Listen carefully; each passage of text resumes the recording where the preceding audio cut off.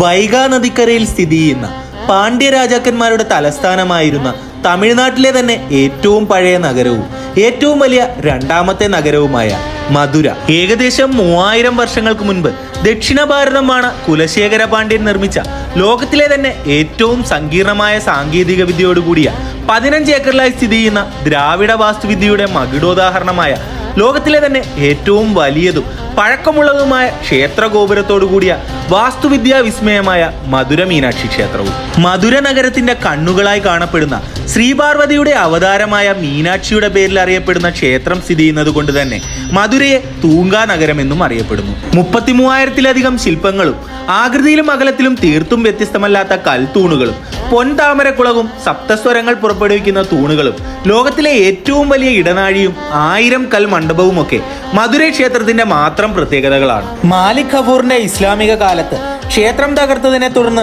40 വർഷക്കാലം ക്ഷേത്രം അടഞ്ഞുകിടന്നെങ്കിലും 1377 കാലഘട്ടത്തിലെ വിജയനഗര രാജാക്കന്മാർ സുൽത്താൻമാരെ തോൽപ്പിച്ച് വീണ്ടും ക്ഷേത്രം തുറക്കുകയും സംഗീതം, കല, ശില്പവിദ്യ എന്നിവ പരിപോഷിപ്പിക്കുകയും ചെയ്തു. ശേഷം 14-ാം നൂറ്റാണ്ടോടുകൂടി മധുരൈ നായ്ക്കർമാർ ക്ഷേത്രം ഇന്ന് കാണുന്ന രീതിയിലാക്കി. നമ്മൾ ഇന്ന് കാണുന്ന ഒരു സാങ്കേതിക വിദ്യയും ഇല്ലാതിരുന്ന കാലത്ത് ഇത്രയും കൊത്തുപണികളോടുകൂടെ ഇത്രയും വലിയൊരു ക്ഷേത്രം നിർമ്മിക്കുന്നത് ഒന്ന് ആലോചിച്ച് നോക്കൂ. ലൈഫിൽ ഒരു തവണയെങ്കിലും ഇതൊക്കെ ഒന്ന് കണ്ട് എക്സ്പീരിയൻസ് ചെയ്യാൻ ശ്രമിക്കൂ.